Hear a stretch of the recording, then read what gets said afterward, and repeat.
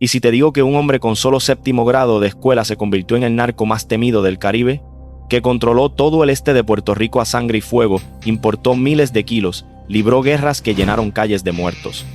Lo atraparon en alta mar como en película, lo sentenciaron 2 veces, incluso siguió mandando desde la cárcel lavando 1.000 millones. Pero de repente, en 2024 los reportes dicen que ya cumplió. Está libre, vive en bajo perfil por algún barrio o sigue en las sombras manejando hilos.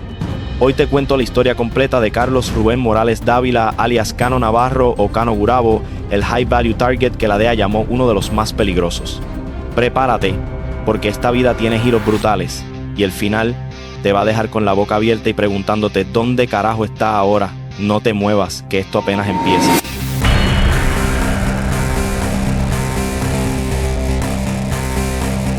Si ya estás aquí es porque te gustan estas historias reales de la calle puertorriqueña. Dale like al video ahora mismo para que YouTube lo recomiende a más gente que, como tú, quiere conocer la verdad sin filtro. Y activa la campanita para que no te pierdas la próxima entrega. Vamos a crecer esta comunidad juntos. El contexto de una época violenta.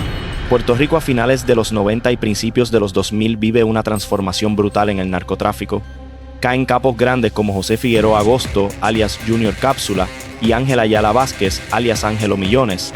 Eso crea un vacío de poder que alguien tenía que llenar. Ahí entra Carlos Rubén Morales Dávila. Según la acusación federal de Miami, lo describen como nacional dominicano, pero en la isla, los medios y las autoridades lo tratan como un capo radicado aquí, operando desde el este. Las rutas de drogas son intensas. Cocaína que sale de Colombia, pasa por Venezuela, llega a República Dominicana y de ahí salta a Puerto Rico, rumbo a Estados Unidos continental. Las lanchas rápidas cruzan de noche para evadir patrullas. Vieques se convierte en punto clave de entrada, y el ferry entre Vieques y Fajardo sirve para mover mercancías sin levantar sospechas. La policía de Puerto Rico cuenta con unidades como FURA para interceptar en el mar, pero la corrupción interna complica todo, con reportes de elementos policiales vinculados a narcos. Las armas en esa época son pistolas comunes, rifles automáticos como A-47 que entran por el mismo mercado negro. El dinero fluye tanto que se habla del monstruo verde, los dólares que corrompen todo. En barrios como Navarro en Gurabo, de ahí viene el apodo Cano Navarro, y puntos en Caguas, Humacao y más allá, Morales Dávila empieza a controlar ventas desde finales de los 90. Esto pasa con él organizando una red que importa cientos de kilos. Pero luego, según investigaciones periodísticas y federales, se le atribuyen sospechas de órdenes de asesinatos en guerras territoriales. Existen 2 versiones sobre su origen exacto, la federal que lo ve dominicano por la acusación de Miami y la local que lo arraiga en Puerto Rico por su operación diaria. No hay documento oficial que lo resuelva al 100%, pero lo claro es que su educación limitada solo hasta 7º grado según autoridades no lo detiene. Al contrario, demuestra inteligencia callejera para escalar rápido. En esa época de violencia alta, con homicidios ligados al narco disparados, Cano Gurabo se posiciona para dominar el este. Pero el verdadero fuego empieza con su guerra contra Peluche. La guerra abierta con Peluche. Esto pasa en los primeros años de los 2000, cuando el narcotráfico en Puerto Rico está en su punto más álgido, con rutas marítimas saturadas y la policía luchando contra la corrupción interna, como se vio en reportes sobre elementos corruptos vinculados a capos como Peluche. Cano Navarro, cuyo nombre real es Carlos Rubén Morales Dávila y alias Cano Gurabo, expande su organización desde el barrio Navarro en Gurabo hacia Caguas, Humacao, Naguabo y otros municipios del este. Pero luego choca de frente con Jaime Dávila Reyes, alias Peluche, quien antes dominaba la venta de drogas en el residencial Ignacio Morales Dávila en Naguabo, y después, esta rivalidad se convierte en una guerra abierta por el control de puntos desde Caguas hacia el este, con múltiples homicidios reportados en la región, según autoridades y prensa local. Aquí vemos Caguas como epicentro de la violencia, donde se asociaban muchos de los conflictos entre estas pandillas, extendiéndose al sureste de la isla. Las armas en esa época incluían pistolas y rifles de fuego que circulaban en el mercado negro, usadas por sicarios para defender territorios. Según testimonios de fuentes policíacas, Cano se ensució las manos dirigiendo una pandilla que dominaba extensiones que antes eran de Peluche, uno de los 10 más buscados por federales y estatales. El FBI desarticuló la banda de Peluche en noviembre de 2009, pero se cree que él siguió operando como fugitivo con gatilleros leales. Existen 2 versiones sobre el impacto, una que ve a Peluche resurgiendo como más poderoso tras el arresto de Cano, intensificando la guerra, y otra que enfatiza cómo Cano consolidó su poder importando cientos de kilos de cocaína. No hay documento oficial que detalle todos los homicidios, pero la tensión afectaba al menos 6 municipios, con la población en alerta constante. Cano, con sus conexiones en carteles de Colombia, Venezuela y República Dominicana, se posiciona como un capo que no solo distribuye, sino que impone control total. La DEA e ICE lo marcan como High Value Target, pero él sigue moviéndose, usando lanchas rápidas y rutas como Vieques para evadir, hasta que el destino cambia en noviembre de 2011. El arresto dramático en el mar. Esto pasa el 14 de noviembre de 2011, en plena oscuridad de la noche, cuando las patrullas marítimas de la Policía de Puerto Rico están en alerta máxima por el tráfico en el Caribe. Una lancha de lujo contender de 33 pies se dirige de Vieques hacia Fajardo, en la Isla Grande. Pero luego, la unidad Fura la intercepta, y a bordo va Carlos Rubén Morales Dávila, alias Cano Navarro o Cano Gurabo, quien presenta documentos falsos para despistar. Y después, un cotejo de huellas dactilares por parte de ICE confirma su identidad. El buscado por narcotráfico internacional, descrito por las agencias como uno de los objetivos más importantes del Caribe. Según testimonios de agentes, viajaba con otro individuo cuyo nombre forma parte del expediente investigativo, pero no se revela públicamente. Javier Peña, el saliente director de la DEA en Puerto Rico, lo escolta personalmente con agentes armados con armas largas al Tribunal Federal en Hato Rey. En la vista inicial ante la magistrada Camil Vélez, Cano sale confiado abrazando a su esposa y bromeando en sala, a pesar de los cargos graves. Un gran jurado en el Distrito Sur de Florida lo había acusado en julio de 2011, en un pliego sellado, por conspiración para distribuir e importar más de 5 kilogramos de cocaína, sabiendo que iría a Estados Unidos, junto a Miguel Ángel Espinal Herrera, Freddy Antonio Martínez, Roberto A. Mendoza Manzana y Félix Evangelista Sánchez Espinal, todos nacionales dominicanos según el acta. La ruta involucraba envíos desde República Dominicana, con detalles de cargamentos en diciembre de 2010. Según un agente encubierto que testificó, se reunió con Cano para coordinar 300 kilogramos hacia Puerto Rico y Miami, con parte quedando en la isla. La investigación inició por la DEA, con interceptaciones telefónicas autorizadas en República Dominicana. Aquí vemos Vieques y Fajardo como puntos clave en el mapa del este, donde operaba su red. Horas después, el 15 de noviembre, agentes federales y estatales allanan una residencia en Villa Humacao, propiedad del boxeador Iván Iron Boy Calderón, y confiscan 225 kilogramos de cocaína, valorados en $4.5 millones. Las autoridades vinculan el alijo directamente a la organización de Cano Navarro. Calderón alega inocencia, diciendo que la casa estaba rentada a un matrimonio y que desconocía el uso ilegal. No lo acusan, pero el caso complica todo para Cano. Existen dos versiones sobre el vínculo, una que ve a Calderón ajeno por completo, basada en su declaración, y otra que especula conocimiento indirecto, aunque no hay documento oficial de cargos contra él. Cano es trasladado temporalmente al Centro Metropolitano de Detención en Guaynabo, esperando extradición a Miami para juicio. La magistrada confirma su identidad y autoriza el traslado, marcando el inicio de su capítulo judicial. Déjame saber en los comentarios, ¿desde dónde nos estás viendo hoy? Escribe tu municipio, tu barrio o tu ciudad. Quiero ver ese mapa lleno de puntos de dónde llega esta comunidad. El caso de Miami y la primera condena, esto pasa en paralelo al arresto marítimo, cuando las autoridades federales ya tenían a Cano Navarro en la mira desde meses antes. El 12 de julio de 2011, un gran jurado federal en el Distrito Sur de Florida emite una acusación sellada contra Carlos Rubén Morales Dávila, alias Cano Navarro o Cano Gurabo, y otros 4, Miguel Ángel Espinal Herrera, Freddy Antonio Martínez, Roberto A. Mendoza Manzana y Félix Evangelista Sánchez Espinal, pero luego los cargos principales salen a la luz en la vista inicial. Conspiración para distribuir 5 kilogramos o más de cocaína, sabiendo que sería importada a Estados Unidos, y conspiración para importar la misma cantidad desde República Dominicana, bajo el título 21 del Código de Estados Unidos, sección 963.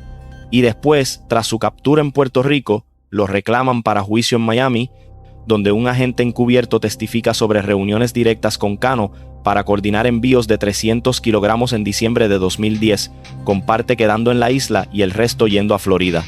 En esa época, los tribunales federales en Miami eran un hub para casos de narco caribeño, con grandes jurados sellando pliegos para evitar fugas, y la DEA usando interceptaciones telefónicas autorizadas incluso en República Dominicana para armar evidencias. Las armas no eran el foco aquí, sino las rutas internacionales que Cano manejaba con contactos en carteles de Colombia y Venezuela. Según testimonios de fuentes policíacas, era responsable de importar más de 1.000 kilogramos en total. Existen dos versiones sobre la sentencia. una que la ve como resultado directo de este caso de Miami y otra que sugiere procesamiento en causas previas, aunque no hay documento oficial público con detalles finos. Aquí vemos Miami como punto clave en el mapa, con un apartamento de lujo confiscado más tarde vinculado a sus operaciones. Vota y déjanos tu opinión en comentarios. Si has oído algo reciente en la calle o conoces a alguien que sepa, compártelo sin detalles que comprometan. La comunidad quiere saber qué piensas tú que pasaste por esa era. Según los últimos reportes de 2024, Cano ya cumplió sus penas. ¿Crees que está en libertad ahora? Sí, y en bajo perfil. Sí, pero fuera de Puerto Rico. No, sigue supervisado o preso. No sé. Para 2014, ya cumple una condena federal de 12 años por narcotráfico en una prisión en Texas, identificada como FCI Beaumont por la prensa, pero incluso confinado no suelta las riendas de su red. La Organización de los Mil Millones, dirigida desde prisión, 23 de diciembre de 2014, cuando la Fiscalía Federal en Puerto Rico anuncia la desarticulación de una vasta red de narcotráfico y lavado de dinero, dirigida desde prisión por Carlos Rubén Morales Dávila, alias Cano Gurabo, quien ya cumplía sus 12 años en Texas, pero luego la acusación incluye a 17 personas en total, con profesionales como el abogado y desarrollador Juan Ramón Salduondo Viera, contadores y otros facilitadores del lavado. Y después revelan el modus operandi.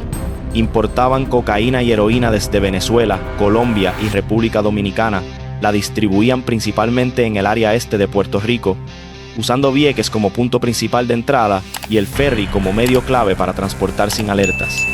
Las ganancias estimadas llegan hasta $1.000 millones, según la alegación de confiscación en el pliego, y con ese dinero compraban 65 casas, 15 vehículos de motor, varios botes, un apartamento de lujo en Miami, 10 solares para desarrollo residencial, un complejo de 4 torres con 32 apartamentos en Montemar Apartments en Ponce, armas de fuego, joyas y 2 botes de lujo adicionales. En esa época, Puerto Rico enfrentaba una integración profunda del narco en la economía legal, con la policía y federales colaborando en operaciones masivas que involucraban ICE, HSI, FBI, DEA, ATF y la Guardia Costera para rastrear rutas marítimas. Las armas confiscadas eran de fuego, comunes en pandillas para protección. Según testimonios de fiscales en conferencias de prensa, Salduondo actuaba como facilitador, depositando casi 3 millones en efectivo en cuentas de Banco Santander y la Cooperativa de Ahorro y Crédito La Puertorriqueña, usando 3 cuentas bajo su nombre y su compañía Huasa Inc. Héctor Horta Castro, apodado El Lechero, manejaba dinero sucio y fungía como testaferro.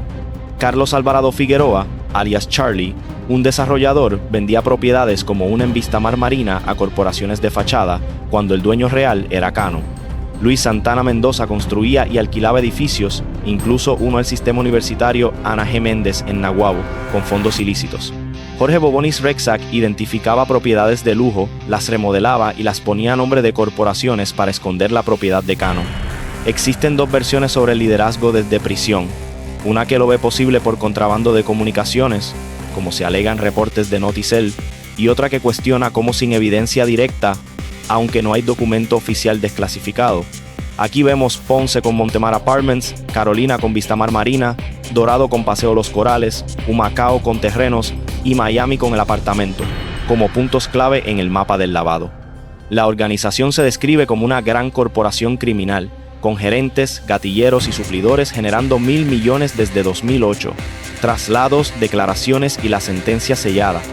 Esto pasa en 2015, cuando Carlos Rubén Morales Dávila, alias Cano Gurabo, ya está cumpliendo su condena federal de 12 años en la prisión FCI Beaumont en Texas, según reportes de Noticel y otros medios. Pero luego, las autoridades alegan que desde allí seguía dirigiendo operaciones de narcotráfico y lavado que generaban grandes sumas hacia Puerto Rico, usando comunicaciones contrabandeadas típicas en prisiones federales de esa época, y después, en febrero de 2015, lo trasladan de regreso al Centro Metropolitano de Detención en Guaynabo, donde enfrenta la lectura formal de los nuevos cargos por distribución de cocaína y heroína y lavado de dinero. En Guaynabo se declara no culpable inicialmente, representado por su abogada. Aquí vemos el MDC Guaynabo como un punto recurrente. Ya había estado allí temporalmente tras su arresto de 2011, esperando procesos de extradición. La prensa destaca cómo, incluso confinado en Estados Unidos continental, mantenía control sobre su red en el este de la isla, con Vieques y el ferry aún como rutas activas. Pero el caso avanza y el 14 de febrero de 2017, según un reportaje de Tillons, admite su culpa en la conspiración para traficar cocaína y heroína proveniente de Colombia, transportada vía Venezuela y República Dominicana hasta Puerto Rico y luego enviada a Estados Unidos. Esto pasa con un acuerdo de culpabilidad que recomienda entre 235 y 293 meses de prisión, evitando una posible cadena perpetua si iba a juicio. El fiscal alega que, de haber enfrentado juicio, probarían más allá de dudas razonables su participación directa. Confiscan propiedades específicas: una residencia en Vista Mar Marina en Carolina, otra en Paseo Los Corales en Dorado, un terreno de 5.7 cuerdas en Humacao y el apartamento de lujo en Miami. Existen dos versiones sobre el acuerdo: una que lo ve como estratégico para reducir tiempo, considerando crédito por tiempo servido, y otra que enfatiza la fuerza de la evidencia federal. No hay documento oficial público con el texto completo del acuerdo, pero marca un cierre parcial. Y después, el 3 de marzo de 2022, lo sentencian ante el juez, pero la sentencia queda sellada por completo, sin que se conozca públicamente la duración exacta de la nueva condena ni el lugar específico donde cumpliría lo restante. En esa época, sellar sentencias era común en casos sensibles con coacusados pendientes de juicio, como Saldú Hondo y otros que irían a vista en marzo. La mayoría de los restantes acusados ya se habían declarado culpables para entonces. El paradero actual de Cano Navarro. Esto nos lleva al misterio que más intriga. ¿Dónde está hoy Carlos Rubén Morales Dávila, alias Cano Navarro o Cano Gurabo? Hasta donde llegan las fuentes abiertas y confiables, no hay información pública que revele su ubicación exacta actual, ya sea ciudad, barrio, dirección o incluso si permanece en Puerto Rico. Pero luego, según una nota de Tillons del 27 de agosto de 2024, al hablar del macrocaso de 2014, indican que la mayoría de los coacusados, incluido Cano Gurabo, se declararon culpables y ya cumplieron sus penas vigentes en esa causa. Y después, esto sugiere que como mínimo no seguía cumpliendo pena activa en una cárcel federal por ese caso específico a esa fecha, posiblemente porque el tiempo previo en prisión fue acreditado contra la sentencia de 2022. La sentencia sellada del 3 de marzo de 2022 limita cualquier detalle público sobre duración adicional o condiciones. Existen dos versiones basadas en interpretaciones de los reportes. Una que ve su liberación total o supervisada tras cumplir, considerando los 12 años previos más la nueva, y otra que especula libertad condicionada, aunque no hay documento oficial reciente que lo confirme. Los últimos datos verificables se reducen a que fue sentenciado en 2022 y que para agosto de 2024 los medios reportaban cumplimiento de penas junto a la mayoría de coacusados. La historia de Carlos Rubén Morales Dávila, Cano Navarro, Cano Gurabo, refleja una época dura en Puerto Rico: rutas marítimas intensas, guerras por puntos que costaron vidas, organizaciones que se infiltraban en la economía legal con lavado masivo. Ascendió rápido tras caídas de otros capos, controló el este, cayó en 2011, siguió operando preso y enfrentó una segunda gran acusación. Hoy, según lo último disponible, sus penas federales principales están cumplidas.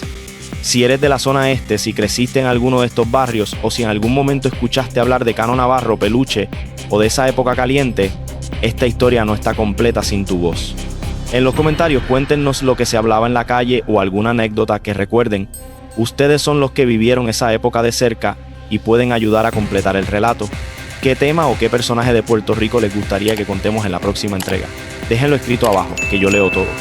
Gracias por llegar hasta aquí, suscríbete si aún no lo has hecho y nos vemos en el próximo video.